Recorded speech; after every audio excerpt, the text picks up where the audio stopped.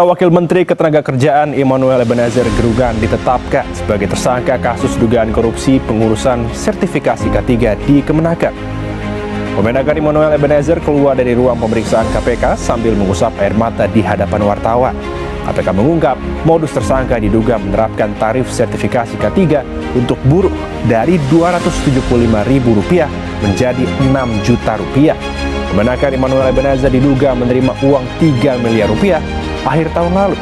Namun, Noel membantah kasus yang menjeratnya terkait pemerasan. Ia juga membantah terjaring dalam OTT KPK.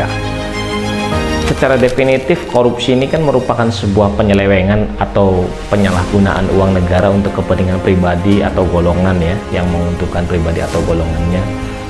Tetapi saya berpikir bahwa dengan adanya perilaku korupsi ini bisa merugikan negara dan juga merugikan masyarakat.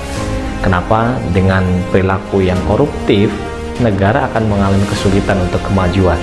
Karena setiap menggunakan atau mengadakan sebuah kegiatan program yang tujuannya untuk pembangunan, justru masuk ke dalam kantong-kantong atau perut-perut orang-orang yang koruptif ini, sehingga akan mengalami kesulitan untuk kemajuan. Yang kedua, akan merugikan masyarakat, karena dengan perilaku korupsi, masyarakat akan kehilangan trust terhadap pejabat publik, karena setiap program yang diselenggarakan masyarakat menjadi berpikir bahwa ujung-ujungnya ini juga akan dikorupsi juga gitu kan, sehingga perilaku korupsi ini merugikan dua tempat.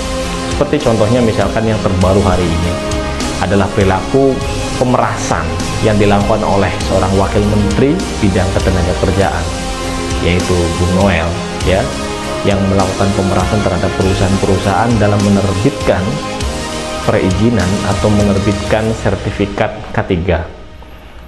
Dan itu begitu memprihatinkan. Kenapa? Karena justru menteri ataupun wakil menteri yang seharusnya melindungi masyarakat, memberikan kebijakan yang menguntungkan terhadap masyarakat, justru malah melakukan sebuah tindakan korupsi ini dengan memeras supaya sertifikatnya bisa terbit, sertifikat K3-nya. Dan ini begitu memprihatinkan, saudara.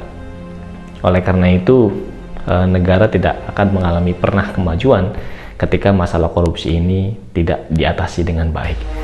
Oleh karena itu, saya berpikir bahwa ketika negara ingin mengalami kemajuan, ketika ingin mendapatkan trust dari masyarakat, persoalan-persoalan korupsi semacam ini harus segera diatasi.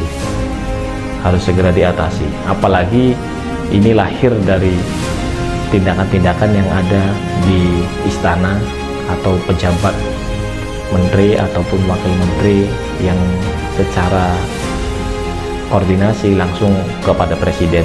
Dan ini harus diatasi terlebih dahulu ketika kita ingin menginginkan sebuah kemajuan dalam suatu negara.